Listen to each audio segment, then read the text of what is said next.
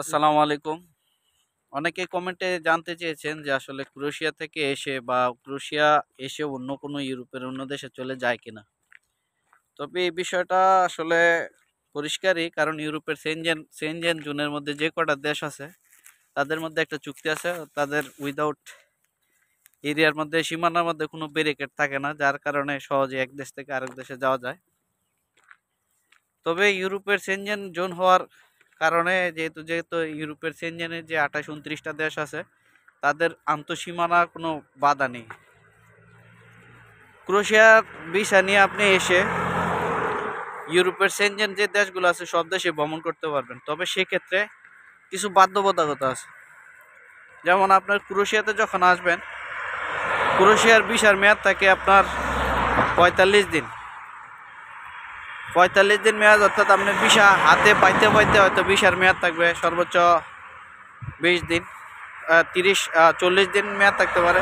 তবে আপনি যদি ইউরোপের অন্য দেশে চলে যাওয়ার চিন্তা ভাবনা থাকে বা ইউরোপের ক্রোয়েশিয়াতে এসে না থাকেন, তাহলে সেক্ষেত্রে বিষয়টা ভিন্ন। কীরকম, আপনার ভিসার মেয়াদ যত বেশি থাকতে আসতে পারেন তত ভালো, কারণ এসে ভিসার মেয়াদ থাকতে থাকতে আপনি চাইলে ইউরোপের যে সেন্ট্রাল ইউরোপের দেশগুলো আছে, ইউরোপের যে কোনো দেশে আপনি চাইলে আপনার বাস ট্রেন যেভাবে চান চলে যেতে পারবেন। যদি ভিসার মেয়াদ বেশি থাকে সেক্ষেত্রে আপনি এয়ারেও যাইতে পারেন, সেটা কোনো সমস্যা না। সেটা আপনার উপরে নির্ভর করে যে আপনি কিসে করে যাবেন, ট্রেনে করে যাবেন, বাসে করে যাবেন, ওটা সমস্যা নাই। কিন্তু আপনার যখন ভিসার মেয়াদ শেষ হয়ে যাবে সেক্ষেত্রে আপনার প্রবলেম আছে, কারণ ভিসার মেয়াদ শেষ হওয়ার পরে আপনি যতদিন পর্যন্ত আপনার টিআরসি না হয় অতদিন পর্যন্ত আপনি আবার কোনো দেশে মুভ করতে পারবেন না। সেক্ষেত্রে মুভ করলে সমস্যা। কীরকম সমস্যা?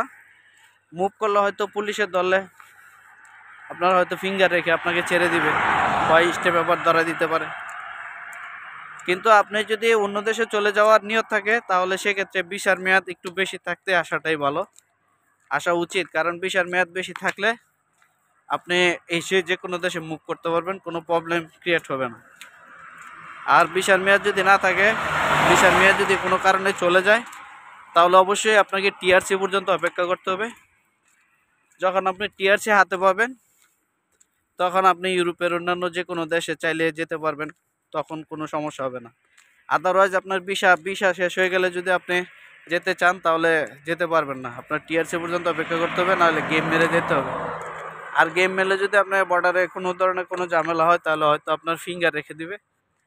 আর ফিঙ্গার যদি রেখে দেয় তাহলে ইউরোপের যে কোনো দেশে যদি আপনি বৈধ হতে চান, 1 লাখ অ্যাজাইলাম মারেন বা কেস মারেন, সেক্ষেত্রে ফিঙ্গার থাকলে অনেক সমস্যা হয়।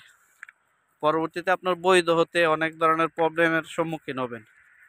তো যারা ইউরোপের দেশ ক্রোয়েশিয়াতে আসবেন, এসে অন্য দেশে চলে যাবেন, তাহলে অবশ্যই তারা চেষ্টা করবেন যেন তাদের ভিসার মেয়াদটা কমপক্ষে 20-25 দিন বা 1 মাস থাকলে বেটার।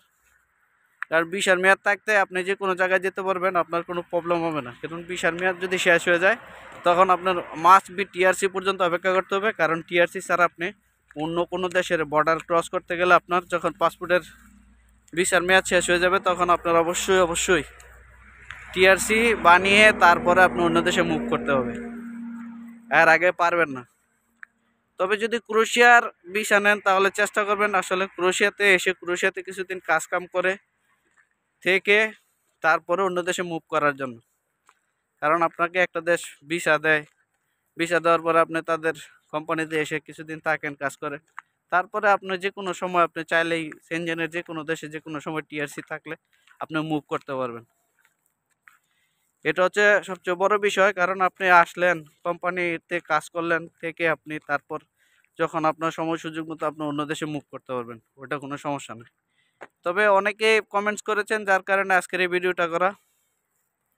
সবাই ভালো থাকবেন, সুস্থ থাকবেন। আজকের মতো এখানে বিদায় নিচ্ছি। আসসালামু আলাইকুম।